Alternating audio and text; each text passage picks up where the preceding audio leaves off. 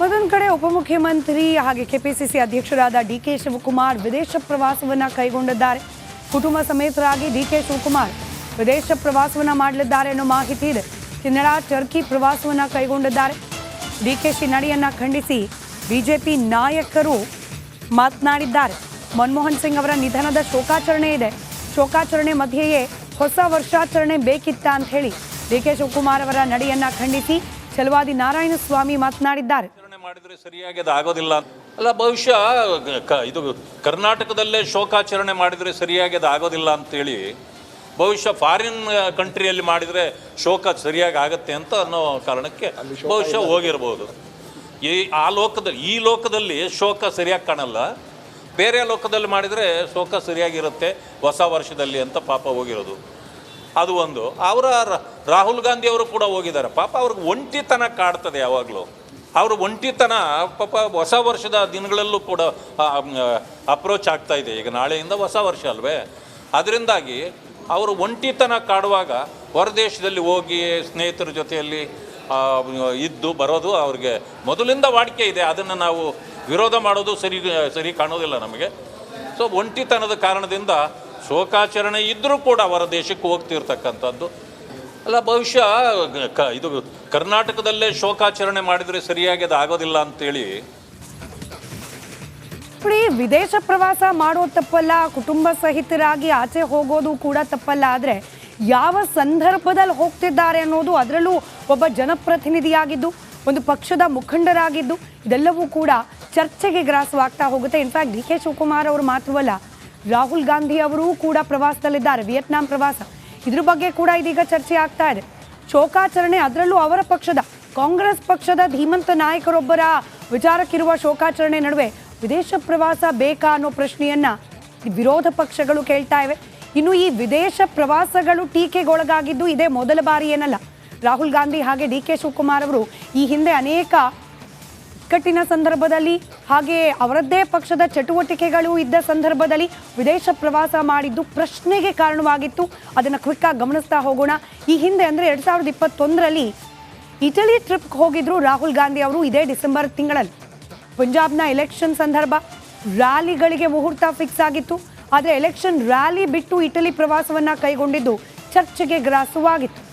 ಇನ್ನು 2022ರ ಡಿಸೆಂಬರ್ ಭಾರತ್ ಜೋಡೋ ಯಾತ್ರೆ ನಡೀತಾ ಇತ್ತು. ಆದರೆ 9 ದಿನಗಳ ಬ್ರೇಕನ್ನು ತೆಗೆದುಕೊಂಡು ಭಾರತ್ ಜೋಡೋ ಯಾತ್ರೆ ಅಂತೂ ರಾಹುಲ್ ಗಾಂಧಿ ಅವರ ಮುಂದಾಳತ್ವದಲ್ಲೇ ನಡೀತಾ ಇದ್ದಿದ್ದು. ಇನ್ಫ್ಯಾಕ್ಟ್ ಅವರ ಪರ್ಸನಲ್ ರ್ಯಾಲಿ ಅನ್ನೋ ರೀತಿಯಲ್ಲಿತ್ತು. ಇಂಥ ರ್ಯಾಲಿ ನಡುವೆ ಕೂಡ 9 ದಿನಗಳ ಬ್ರೇಕನ್ನು ತೆಗೆದುಕೊಂಡಿದ್ರು ರಾಹುಲ್ ಗಾಂಧಿ. ಆದರೆ ಎಲ್ಲಿಗೆ ಹೋದ್ರು ಅನ್ನೋದು ಗೊತ್ತಾಗಿರಲಿಲ್ಲ. ವಿದೇಶಕ್ಕೆ ಹೋದ್ರು ಅನ್ನೋ ರೀತಿಯಲ್ಲಿ ಚರ್ಚೆಗಳಾಗಿದ್ದನ್ನು ಕೂಡ ನಾವಿಲ್ಲಿ ನೆನಪು ಮಾಡ್ಕೊಳ್ಬಹುದು. ಇನ್ನು ಕಳೆದ ವರ್ಷ 2023ರ ಡಿಸೆಂಬರ್ ಸ್ಪೈಸಜ್ ವಿಮಾನದಲ್ಲಿ ಪ್ರಯಾಣವನ್ನು ಮಾಡ್ತಾರೆ. ಡಿಸೆಂಬರ್ 20 ಈಗ ಸದ್ಯಕ್ಕೆ ಖಾಸಗಿ ಟ್ರಿಪ್ನಲ್ಲಿದ್ದಾರೆ ರಾಹುಲ್ ಗಾಂಧಿ ಅವರು. 2024ನೇ ಇಸ್ವಿಯಲ್ಲಿ ವಿಯೆಟ್ನಾಂ ಪ್ರವಾಸವನ್ನು ಕೈಗೊಂಡಿದ್ದಾರೆ ರಾಹುಲ್ ಗಾಂಧಿ ವಿದೇಶಿ ಪ್ರವಾಸದ ಬಗ್ಗೆ ಬಿಜೆಪಿ ಆಗಿಂದಾಗೆ ಕಿಡಿಕಾಡ್ತಲೇ ಇದೆ. ಇದೀಗ ರಾಹುಲ್ ಗಾಂಧಿ ಅವರ ಬಳಿಕ ಡಿ ಕೆ ಶಿವಕುಮಾರ್ ಅವರು ಕೂಡ ವಿದೇಶ ಪ್ರವಾಸವನ್ನು ಮಾಡ್ತಿದ್ದಾರೆ. ಇದರಲ್ಲೂ ಮಾಜಿ ಪ್ರಧಾನಿ ಮನಮೋಹನ್ ಸಿಂಗ್ ಅವರ ನಿಧನಕ್ಕೆ ಸಂತಾಪವನ್ನು ಸೂಚಿಸ್ತಾ ಶೋಕಾಚರಣೆಗೆ ಕರೆ ನೀಡಲಾಗಿದೆ. ಇಡೀ ದೇಶ ಶೋಕಾಚರಣೆಯಲ್ಲಿ ಇರೋ ಸಂದರ್ಭದಲ್ಲಿ ವಿದೇಶ ಪ್ರವಾಸ ಬೇಕಾ ಅಂತ ಬಿಜೆಪಿ ಪ್ರಶ್ನೆಯನ್ನ ಮಾಡ್ತಾ ಇದೆ. ರಾಹುಲ್ ಗಾಂಧಿ ಅವರ ಬೆನ್ನಲ್ಲೇ ಇದೀಗ ಡಿ ಕೆ ಶಿವಕುಮಾರ್ ಅವರು ಕೂಡ ವಿದೇಶ ಪ್ರವಾಸಕ್ಕೆ ಮುಂದಾಗ್ತಿರೋದು ಬಿಜೆಪಿಗೆ ಅಸ್ತ್ರವಾಗಿ ಪರಿಣಮಿಸಿದೆ. ಮತ್ತೊಂದು ಕಡೆ ಉಪಮುಖ್ಯಮಂತ್ರಿ ಹಾಗೆ ಕೆಪಿಸಿಸಿ ಅಧ್ಯಕ್ಷರಾದ ಡಿ ಕೆ ಶಿವಕುಮಾರ್ ವಿದೇಶ ಪ್ರವಾಸವನ್ನು ಕೈಗೊಂಡಿದ್ದಾರೆ. ಕುಟುಂಬ ಸಮೇತರಾಗಿ ಡಿ ಕೆ ಶಿವಕುಮಾರ್ ವಿದೇಶ ಪ್ರವಾಸವನ್ನು ಮಾಡಲಿದ್ದಾರೆ ಅನ್ನೋ ಮಾಹಿತಿ ಇದೆ. ಕೆನಡಾ, ಟರ್ಕಿ ಪ್ರವಾಸವನ್ನು ಕೈಗೊಂಡಿದ್ದಾರೆ. ಡಿಕೆಶಿ ನಡೆಯನ್ನು ಖಂಡಿಸಿ ಬಿಜೆಪಿ ನಾಯಕರು ಮಾತನಾಡಿದ್ದಾರೆ. ಮನಮೋಹನ್ ಸಿಂಗ್ ಅವರ ನಿಧನದ ಶೋಕಾಚರಣೆ ಇದೆ. ಶೋಕಾಚರಣೆ ಮಧ್ಯೆಯೇ ಹೊಸ ವರ್ಷಾಚರಣೆ ಬೇಕಿತ್ತ ಅಂತ ಹೇಳಿ ಡಿ ಕೆ ಶಿವಕುಮಾರ್ ಅವರ ನಡೆಯನ್ನು ಖಂಡಿಸಿ ಛಲವಾದಿ ನಾರಾಯಣಸ್ವಾಮಿ ಮಾತನಾಡಿದ್ದಾರೆ. ಮಾಡಿದ್ರೆ ಸರಿಯಾಗಿ ಅದು ಆಗೋದಿಲ್ಲ ಅಲ್ಲ, ಬಹುಶಃ ಇದು ಕರ್ನಾಟಕದಲ್ಲೇ ಶೋಕಾಚರಣೆ ಮಾಡಿದರೆ ಸರಿಯಾಗಿ ಅದು ಆಗೋದಿಲ್ಲ ಅಂತೇಳಿ ಬಹುಶಃ ಫಾರಿನ್ ಕಂಟ್ರಿಯಲ್ಲಿ ಮಾಡಿದರೆ ಶೋಕ ಸರಿಯಾಗಿ ಆಗುತ್ತೆ ಅಂತ ಅನ್ನೋ ಕಾರಣಕ್ಕೆ ಬಹುಶಃ ಹೋಗಿರ್ಬೋದು. ಈ ಲೋಕದಲ್ಲಿ ಶೋಕ ಸರಿಯಾಗಿ ಕಾಣಲ್ಲ, ಬೇರೆ ಲೋಕದಲ್ಲಿ ಮಾಡಿದರೆ ಶೋಕ ಸರಿಯಾಗಿರುತ್ತೆ ಹೊಸ ವರ್ಷದಲ್ಲಿ ಅಂತ ಪಾಪ ಹೋಗಿರೋದು. ಅದು ಒಂದು. ರಾಹುಲ್ ಗಾಂಧಿ ಅವರು ಕೂಡ ಹೋಗಿದ್ದಾರೆ. ಪಾಪ ಅವ್ರಿಗೆ ಒಂಟಿತನ ಕಾಡ್ತದೆ ಯಾವಾಗಲೂ. ಅವರು ಒಂಟಿತನ ಪಾಪ ಹೊಸ ವರ್ಷದ ದಿನಗಳಲ್ಲೂ ಕೂಡ ಅಪ್ರೋಚ್ ಆಗ್ತಾ ಇದೆ. ಈಗ ನಾಳೆಯಿಂದ ಹೊಸ ವರ್ಷ ಅಲ್ವೇ, ಅದರಿಂದಾಗಿ ಅವರು ಒಂಟಿತನ ಕಾಡುವಾಗ ಹೊರದೇಶದಲ್ಲಿ ಹೋಗಿ ಸ್ನೇಹಿತರ ಜೊತೆಯಲ್ಲಿ ಇದ್ದು ಬರೋದು ಅವ್ರಿಗೆ ಮೊದಲಿಂದ ವಾಡಿಕೆ ಇದೆ. ಅದನ್ನು ನಾವು ವಿರೋಧ ಮಾಡೋದು ಸರಿ ಕಾಣೋದಿಲ್ಲ ನಮಗೆ. ಸೊ ಒಂಟಿತನದ ಕಾರಣದಿಂದ ಶೋಕಾಚರಣೆ ಇದ್ದರೂ ಕೂಡ ಹೊರ ದೇಶಕ್ಕೆ ಹೋಗ್ತಿರ್ತಕ್ಕಂಥದ್ದು ಅಲ್ಲ. ಬಹುಶಃ ಇದು ಕರ್ನಾಟಕದಲ್ಲೇ ಶೋಕಾಚರಣೆ ಮಾಡಿದರೆ ಸರಿಯಾಗಿ ಅದು ಆಗೋದಿಲ್ಲ ಅಂತೇಳಿ. ವಿದೇಶ ಪ್ರವಾಸ ಮಾಡೋದು ತಪ್ಪಲ್ಲ, ಕುಟುಂಬ ಸಹಿತರಾಗಿ ಆಚೆ ಹೋಗೋದು ಕೂಡ ತಪ್ಪಲ್ಲ. ಆದರೆ ಯಾವ ಸಂದರ್ಭದಲ್ಲಿ ಹೋಗ್ತಿದ್ದಾರೆ ಅನ್ನೋದು, ಅದರಲ್ಲೂ ಒಬ್ಬ ಜನಪ್ರತಿನಿಧಿಯಾಗಿದ್ದು, ಒಂದು ಪಕ್ಷದ ಮುಖಂಡರಾಗಿದ್ದು, ಇದೆಲ್ಲವೂ ಕೂಡ ಚರ್ಚೆಗೆ ಗ್ರಾಸವಾಗ್ತಾ ಹೋಗುತ್ತೆ. ಇನ್ಫ್ಯಾಕ್ಟ್ ಡಿ ಕೆ ಶಿವಕುಮಾರ್ ಅವರು ಮಾತ್ರವಲ್ಲ, ರಾಹುಲ್ ಗಾಂಧಿ ಅವರೂ ಕೂಡ ಪ್ರವಾಸದಲ್ಲಿದ್ದಾರೆ, ವಿಯೆಟ್ನಾಂ ಪ್ರವಾಸ. ಇದ್ರ ಬಗ್ಗೆ ಕೂಡ ಇದೀಗ ಚರ್ಚೆ ಆಗ್ತಾ ಇದೆ. ಶೋಕಾಚರಣೆ, ಅದರಲ್ಲೂ ಅವರ ಪಕ್ಷದ ಕಾಂಗ್ರೆಸ್ ಪಕ್ಷದ ಧೀಮಂತ ನಾಯಕರೊಬ್ಬರ ವಿಚಾರಕ್ಕಿರುವ ಶೋಕಾಚರಣೆ ನಡುವೆ ವಿದೇಶ ಪ್ರವಾಸ ಬೇಕಾ ಅನ್ನೋ ಪ್ರಶ್ನೆಯನ್ನ ವಿರೋಧ ಪಕ್ಷಗಳು ಕೇಳ್ತಾ ಇವೆ. ಇನ್ನು ಈ ವಿದೇಶ ಪ್ರವಾಸಗಳು ಟೀಕೆಗೊಳಗಾಗಿದ್ದು ಇದೇ ಮೊದಲ ಬಾರಿ ಏನಲ್ಲ. ರಾಹುಲ್ ಗಾಂಧಿ ಹಾಗೆ ಡಿ ಕೆ ಶಿವಕುಮಾರ್ ಅವರು ಈ ಹಿಂದೆ ಅನೇಕ ಇಕ್ಕಟ್ಟಿನ ಸಂದರ್ಭದಲ್ಲಿ, ಹಾಗೆ ಅವರದ್ದೇ ಪಕ್ಷದ ಚಟುವಟಿಕೆಗಳು ಇದ್ದ ಸಂದರ್ಭದಲ್ಲಿ ವಿದೇಶ ಪ್ರವಾಸ ಮಾಡಿದ್ದು ಪ್ರಶ್ನೆಗೆ ಕಾರಣವಾಗಿತ್ತು. ಅದನ್ನು ಕ್ವಿಕ್ಕಾಗಿ ಗಮನಿಸ್ತಾ ಹೋಗೋಣ.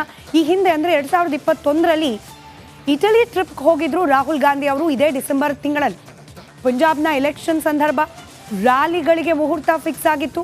ಆದರೆ ಎಲೆಕ್ಷನ್ ರ್ಯಾಲಿ ಬಿಟ್ಟು ಇಟಲಿ ಪ್ರವಾಸವನ್ನು ಕೈಗೊಂಡಿದ್ದು ಚರ್ಚೆಗೆ ಗ್ರಾಸವಾಗಿತ್ತು. ಇನ್ನು 2022ರ ಡಿಸೆಂಬರ್ ಭಾರತ್ ಜೋಡೋ ಯಾತ್ರೆ ನಡೀತಾ ಇತ್ತು. ಆದರೆ 9 ದಿನಗಳ ಬ್ರೇಕನ್ನು ತೆಗೆದುಕೊಂಡು, ಭಾರತ್ ಜೋಡೋ ಯಾತ್ರೆ ಅಂತೂ ರಾಹುಲ್ ಗಾಂಧಿ ಅವರ ಮುಂದಾಳತ್ವದಲ್ಲೇ ನಡೀತಾ ಇದ್ದಿದ್ದು. ಇನ್ಫ್ಯಾಕ್ಟ್ ಅವರ ಪರ್ಸನಲ್ ರ್ಯಾಲಿ ಅನ್ನೋ ರೀತಿಯಲ್ಲಿತ್ತು. ಇಂಥ ರ್ಯಾಲಿ ನಡುವೆ ಕೂಡ 9 ದಿನಗಳ ಬ್ರೇಕನ್ನು ತೆಗೆದುಕೊಂಡಿದ್ರು ರಾಹುಲ್ ಗಾಂಧಿ. ಆದರೆ ಎಲ್ಲಿಗೆ ಹೋದ್ರು ಅನ್ನೋದು ಗೊತ್ತಾಗಿರಲಿಲ್ಲ.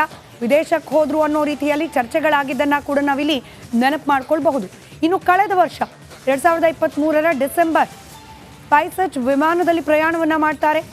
ಡಿಸೆಂಬರ್ 20 ಈಗ ಸದ್ಯಕ್ಕೆ ಖಾಸಗಿ ಟ್ರಿಪ್ನಲ್ಲಿದ್ದಾರೆ ರಾಹುಲ್ ಗಾಂಧಿ ಅವರು. 2024ನೇ ಇಸ್ವಿಯಲ್ಲಿ ವಿಯೆಟ್ನಾಂ ಪ್ರವಾಸವನ್ನು ಕೈಗೊಂಡಿದ್ದಾರೆ ರಾಹುಲ್ ಗಾಂಧಿ ವಿದೇಶಿ ಪ್ರವಾಸದ ಬಗ್ಗೆ ಬಿಜೆಪಿ ಆಗಿಂದಾಗೆ ಕಿಡಿಕಾಡ್ತಲೇ ಇದೆ. ಇದೀಗ ರಾಹುಲ್ ಗಾಂಧಿ ಅವರ ಬಳಿಕ ಡಿ ಕೆ ಶಿವಕುಮಾರ್ ಅವರು ಕೂಡ ವಿದೇಶ ಪ್ರವಾಸವನ್ನು ಮಾಡ್ತಿದ್ದಾರೆ. ಇದರಲ್ಲೂ ಮಾಜಿ ಪ್ರಧಾನಿ ಮನಮೋಹನ್ ಸಿಂಗ್ ಅವರ ನಿಧನಕ್ಕೆ ಸಂತಾಪವನ್ನು ಸೂಚಿಸ್ತಾ ಶೋಕಾಚರಣೆಗೆ ಕರೆ ನೀಡಲಾಗಿದೆ. ಇಡೀ ದೇಶ ಶೋಕಾಚರಣೆಯಲ್ಲಿ ಇರೋ ಸಂದರ್ಭದಲ್ಲಿ ವಿದೇಶ ಪ್ರವಾಸ ಬೇಕಾ ಅಂತ ಬಿಜೆಪಿ ಪ್ರಶ್ನೆಯನ್ನ ಮಾಡ್ತಾ ಇದೆ. ರಾಹುಲ್ ಗಾಂಧಿ ಅವರ ಬೆನ್ನಲ್ಲೇ ಇದೀಗ ಡಿ ಕೆ ಶಿವಕುಮಾರ್ ಅವರು ಕೂಡ ವಿದೇಶ ಪ್ರವಾಸಕ್ಕೆ ಮುಂದಾಗ್ತಿರೋದು ಬಿಜೆಪಿಗೆ ಅಸ್ತ್ರವಾಗಿ ಪರಿಣಮಿಸಿದೆ.